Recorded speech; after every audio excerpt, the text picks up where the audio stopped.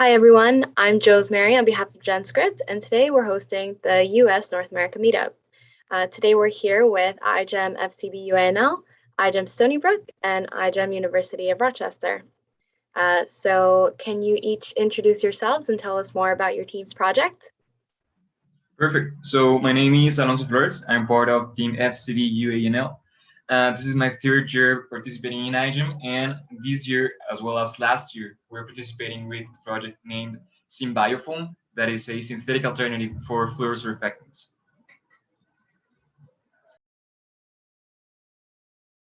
Hi everyone, my name is Lamisa. My pronouns are she, her, hers, and I'm from the Stonybrook team. And our project this year is to bioremediate drinking water, lake water, and recreational water of microcystin, which is a toxin that's produced by cyanobacteria, harmful algal blooms. Basically, it causes serious health effects for humans, and it's also a threat to biodiversity of avian and aquatic life. So we're hoping to genetically modify E. coli to express this enzyme called MLRA, which will break down microcystin into a less toxic form. Hi everyone, I'm Tiana. I'm part of the team from the University of Rochester. We call ourselves Team Biospire. And we're working on a new biosensor that can continuously monitor biomarkers in sweat to help with the diagnosis of sepsis. So it's kind of a two-part project. So we're partially working on those biomarkers where we're using aptamers for the detection, and also the manufacturing of graphene or reduced graphene oxide, since we use that as kind of our sensor sheet where we will attach the aptamers to generate the electrochemical readout. So we have kind of two ways.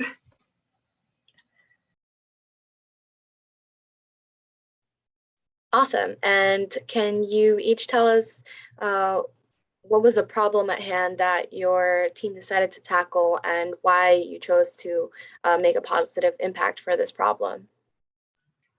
Perfect. So Symbiofoam is a firefighting foam produced in bacteria. We found out that our region tends to have these wildfires, but we discovered during our research that these wildfires were actually part of the ecosystems and they helped it develop.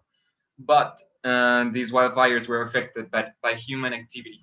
So instead of having a normal pattern of wildfires that help develop this ecosystem, human activities disrupted these wildfires and made them more constant.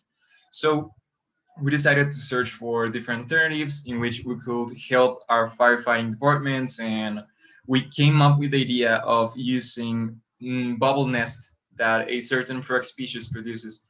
And we also found out that this frog species is found in this very same ecosystem that is threatened by these wildfires. And so we decided to take these genes that produce this nest, they are called renespamines, and we decided to produce it in E. coli, as well as some stabilizers components that we found out in Bacillus subtilis, and also that we are producing in E. coli. So we also found out that firefighting foams are the best way to combat wildfires. And nevertheless, these firefighting foams have a certain component called fluorosurfactant that affects the ecosystems and tends to bioaccumulate in where it is used. So we decided to also make our foam free from this component, fluorosurfactants. Instead, we're using another surfactant called surfactant that we're producing in Bacillus subtilis. So for our team, we're working with algal blooms. So algal blooms are something that you will normally see in lakes, and it's not really harmful, but it's called a cyanobacteria harmful algal bloom when it's an overgrowth of cyanobacteria in lakes caused by, hot temperatures, also climate change, factories producing toxins, things like that. And these cyanobacteria release toxins that are harmful for, the fish and the wildlife that's living there, and also for people who may drink water from reservoirs that have these algal blooms and things like that. So one of those toxins that's very harmful is microcystin, and it's the most ubiquitous of that group. So that's why we decided to tackle that. And kind of a more personal reason, like locally, algal blooms is something that we've been seeing a lot in Long Island, which is where we're from very often. Even on our own campus, we have a little pond, which is known for being not the cleanest, and it's very green, and it has a lot of cyanobacteria harmful algal blooms, and it also tested positive for microcystin a couple years back. So that was a personal reason for why we chose the topic.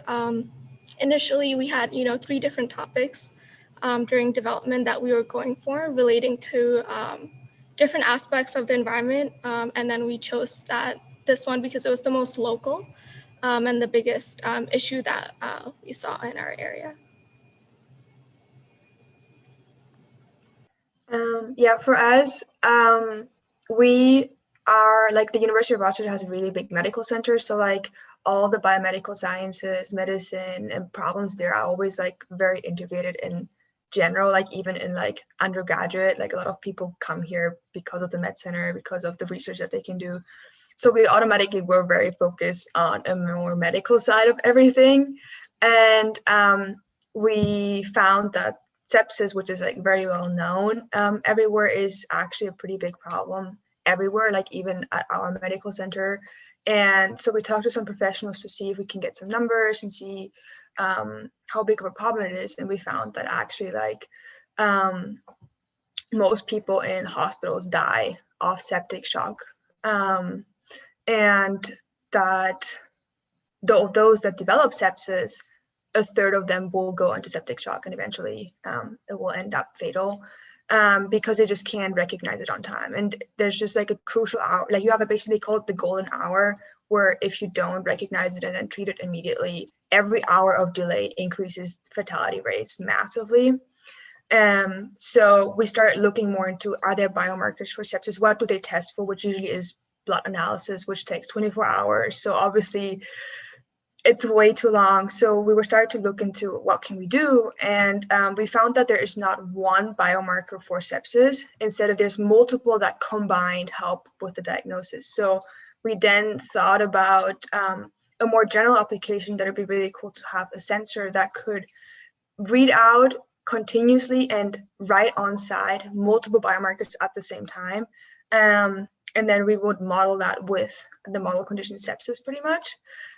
So we're working on that development. And then we have a really big hardware component of it because we try to get a kind of a prototype out of the sensor itself, where we can collect the sweat, transport the sweat to our readout side. And then at that readout side, we'll have our aptamers that we are producing through various wet labs. I'm not too involved with wet labs, so I'm not entirely sure of everything that's happening in there, but through various asymmetric PCRs. I think we're also using E. coli, and then we're using, as I mentioned earlier, the graphene oxide that we're producing. The production of graphene oxide is incredibly expensive and dangerous. Like the reaction leading to it tends to explode quite often. It's not the best. So we're trying to use both the normal way of manufacturing, a Shigella, which is a bacteria that naturally reduces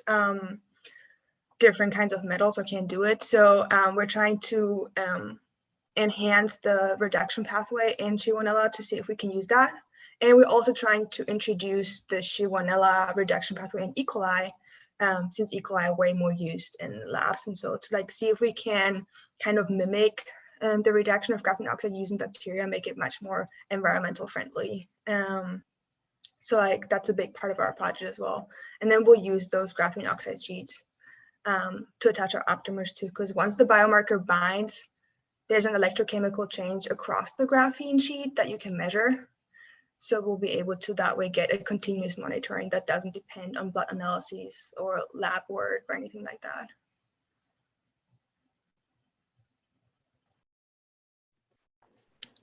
So another question we have is, so the main methodologies that your teams are using to approach your problem at hand.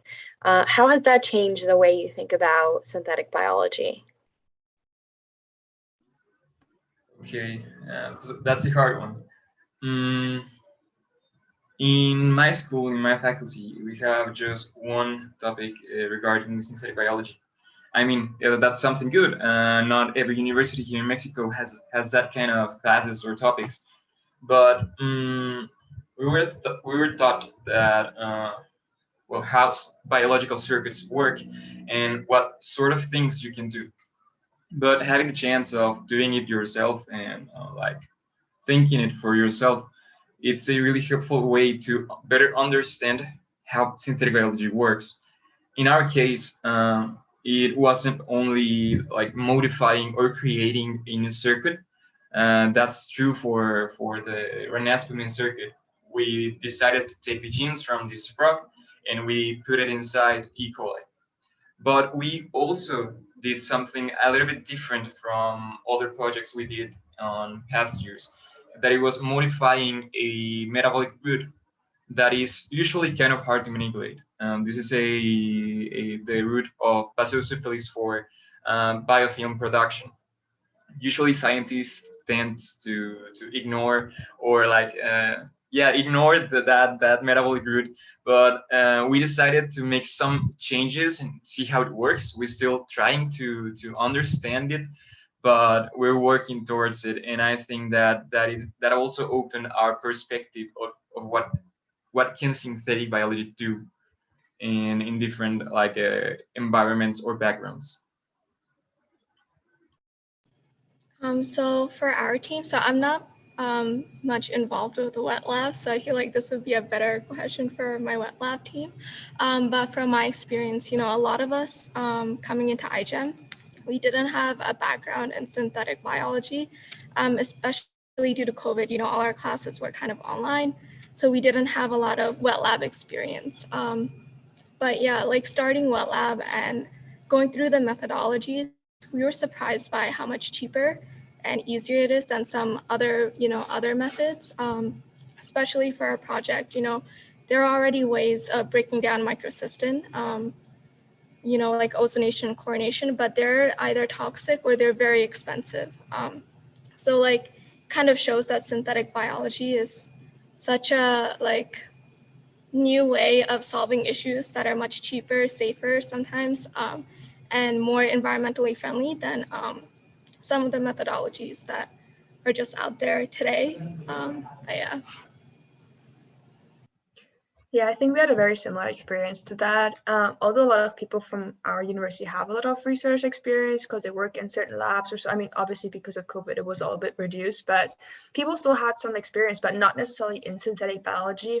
And I think it was really impressive to us to actually get started on it and see how much of what we've actually been learning about just in classes we can actually use for different processes or adapt for different things to get it to work in a slightly different way or enhance it or repress it, just to manipulate it to get what we want out of it for something that is completely different than what it's actually meant to do in a normal or in nature pretty much.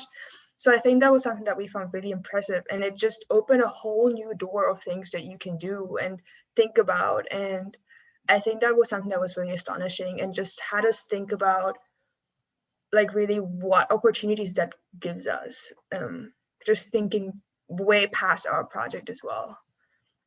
And also just, really I think the impact is a whole different one. So it made us think also, especially in an iGEM, from an iGEM perspective, a lot more about what are the implications of this? What happens if we change this? What could happen?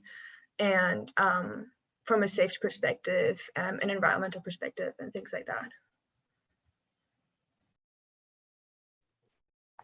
And can you tell us more about each of your team's human practices initiatives and anything unique you might be doing to bring awareness to your project? Well, human practices has been a very interesting point for our team. We in our university we don't usually talk about human-centered approach and how to connect with people and all this kind of stuff. It is really focused on science, research, and all that kind of stuff. So for first year, we were kind of not really aware of what was human practices. But during the second year and right now on our third year, we have been put like a big effort to really make human practices and also educational projects, outreach, approach to people, and all this kind of stuff. So for human practices, we try to focus on contacting people that goes a little bit beyond our reach. For us, it's kind of hard sometimes to contact people because if it is an industry and you talk with them and you tell them that you're a student that wants to participate in a competition and you need some information, they're like, oh yeah, we will contact you. But that contact never comes. And and many industries do that. But and also trying to contact like people outside the industry area, like farmers, for example. It is sometimes also hard because you cannot find a number or you send an email but they never answer and stuff like that. But this year we decided to not stay or not be like okay with just a no. We decided to try and contact many people, and we achieved that. Actually, we last year we couldn't contact people that was actually affected by fires, but by human-made fires, and this year we were able to contact them. They told us a bit of their experience and all this kind of stuff. So we think that our human practices this year will be really helpful for our project. And we also decided to make different activities and different new ways to approach our public or the people in general. I will not talk much about that, but we are planning to have a video game, a board game, and different kind of stuff that will be interesting for people to get like some sort of engagement in these kind of projects and in synthetic biology. A lot of what you said was very relatable for our team as well. But yeah, I think human practices is actually one of the most exciting components of iGEM because there's just so many you can do with human practices. So, for us, one thing has been like reaching out to many different audiences to bring awareness on like the environmental issue of our topic, but also like doing like little fun collaborations with other iGEM teams. Like we have a talent show going on to bring art and science together, stuff like that. But yeah, for like more the educational ones, so towards the start of our project, we met with a lot of experts in our field to get feedback like on our project. And we tried to target different people. So we targeted scientists who were working with cyanobacteria. In our field, we also contacted someone who was working in the company for water technologies to see what the implementation aspect of our project would be. Like, is it more feasible for like a water treatment center? Is it more feasible for like emergency usage at farms? Things like that. Towards the beginning, we also attended a beach cleanup and met a really nice group of like a local team that works with, environmental aspects, and we set up, potential for future collaborations with them. For the upcoming September, when classes start, we have plans to go to middle schools and high schools that we attended, like long time ago, to teach kids about synthetic biology, the ethics behind synthetic biology, and, why the project we're working on is very important today. But yeah, it's very, interesting stuff. I think one of the most interesting collaborations we're planning. So we reached out to our county's government because they work a lot with drinking water. And we're hoping to, get in touch with them, talk to them about our project, and get kind of like the social government side of the issue, suggestions from there and how we can bring awareness to a larger community through that way. Yeah, for us, everything is very relatable again. But we started off contacting mainly people from our hospital at first, from our medical center, since it's right outside our door.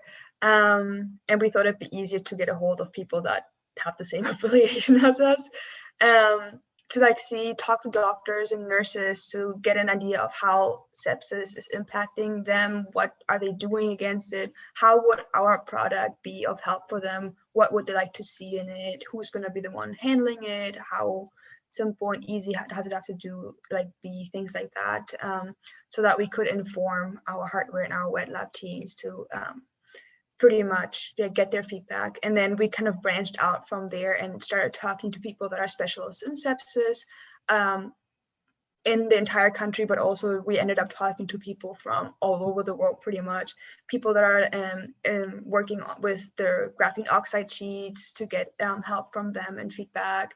So for us, it's been a lot about reaching out to people that could inform our project. And then from a more sepsis side of things, we also decided to see if we can somehow raise awareness about it, because simple hygiene practices, people being aware of sepsis, that sepsis can develop relatively easily and has symptoms that are often overlooked. Like, it's a fever, it's things that you have on a day-by-day cases, just to a more extreme level, but oftentimes people just say, it's just a fever, and then don't go to emergency room or anything like that. So we want to raise awareness about it. So we wanted to work on posters that we can put up. We have huge education outreach efforts where we're working currently with summer camps, and then once classes start again, we plan on going to high schools. We also have a prison education project, which has where we also present our project and educate about sepsis, but also a huge synthetic biology component where we do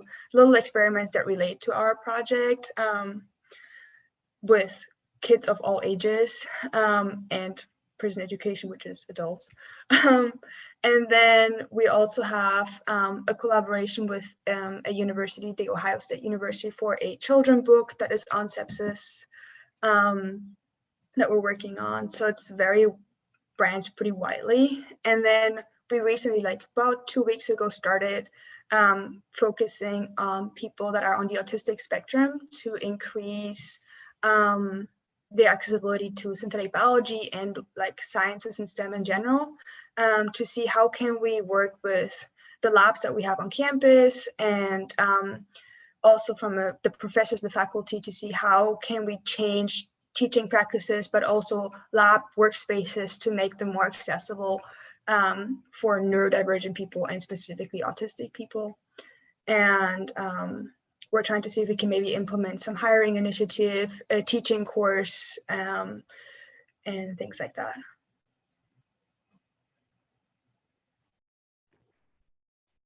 Thank you for answering that question. My next question is, what part of your project or overall iGEM experience has been the most rewarding for you or your team? I think that's totally the opportunity to collaborate with our teams.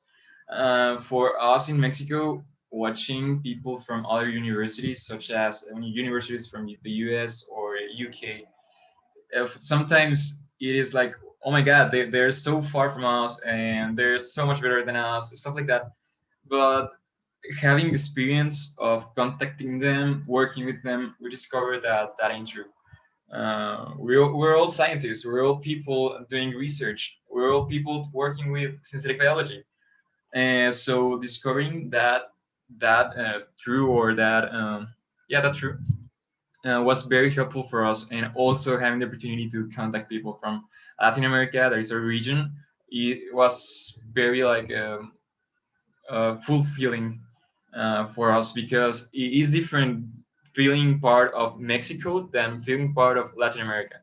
It's a whole new culture, is so much diversity gathered together. It's so much experience that you can gather from all these people. So it's been, I would say that would be the best experience we have achieved from iGEM. Yeah, it's totally the same for us. Collaboration, human practices has been the most rewarding. Yeah, same with us. Collaborating with teams from all over the world. It's such a cool experience. especially, you know, figuring out the time zone differences for Zoom meetings when it's like a 14-hour, 15-hour time difference, and trying to find a, you know, a time that works for like 5 teams from all over the world.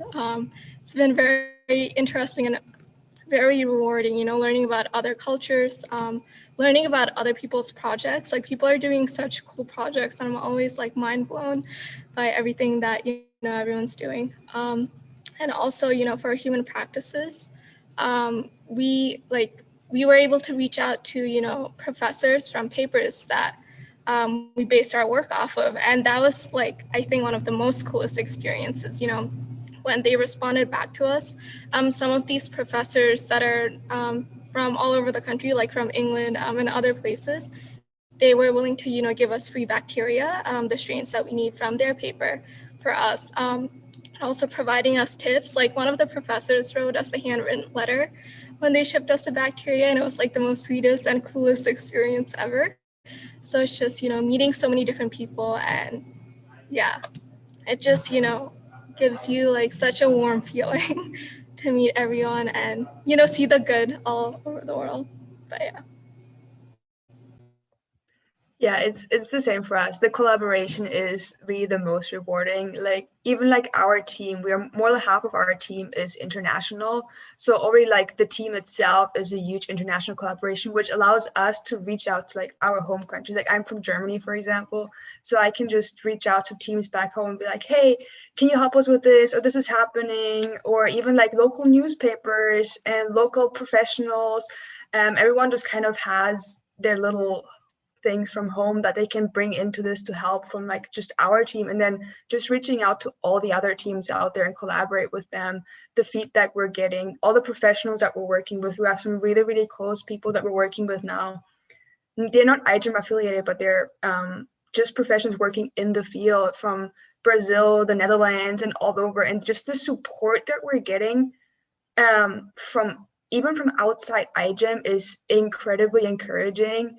And it just, like, before going into iGEM, especially with the whole COVID pandemic, where a lot of countries were closing their borders, all of this like collaboration that you would want for science to like combat something like a pandemic or so, it made me really little like, why do they not join efforts for things like this? And now seeing that with iGEM, this is possible, that people do collaborate, that sharing your experience in less than, instead of making it a competition as of, oh, we're not sharing our like fun, like what we found with you because then you're gonna win or something like that. It's not happening. It's really just about collaborating and making everyone get the best results, like helping everyone. And I think that was really one of the most rewarding things for us, to see this is how it should be even outside iGEM, and this is what we want to work for in the future.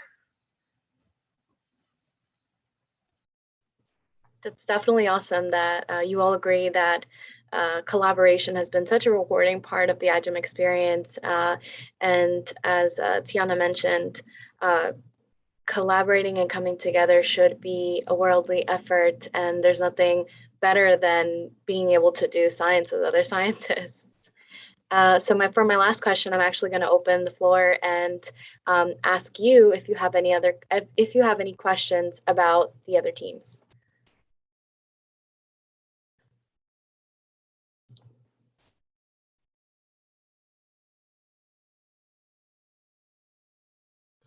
Do you want to collaborate? Yes.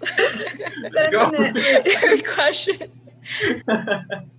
Definitely. I feel like all of us have so different projects, but I feel like it'd be really cool if we, even if we have so different projects, if we could find something, some common ground, and show like, even if you don't have anything in common, there always is something. Like, yeah. It's so funny because every time like I'm talking with another team and they're talking about their project, in my head I'm like, all right, where can we collaborate on this? Like, looking for more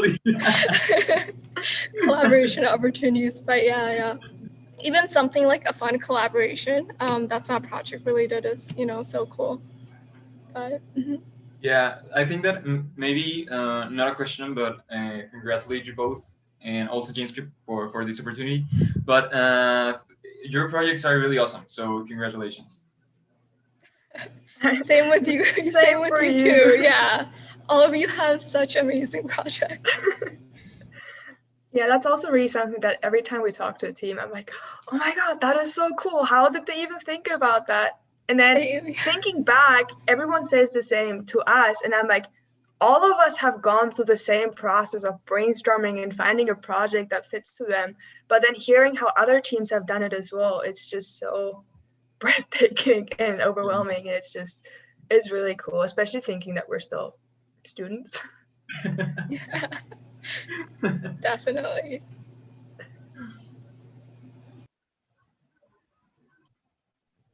iGEM, FCB UANL, iGEM Stonybrook, and University of Rochester iGEM.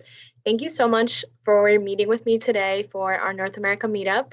I'm glad we had a great exchange about your projects, the impacts that your teams are trying to make with your projects and your methodologies, and as well as your iGEM experience and how different aspects of working together and collaborating with other synthetic biologists and even reaching out to parts of your community and beyond that have been rewarding and a great experience so far. So once again, thank you so much for meeting with me, and best of luck in the iGEM 2021 Jamboree, and best of luck in the GenScripts 2021 iGEM sponsorship competition.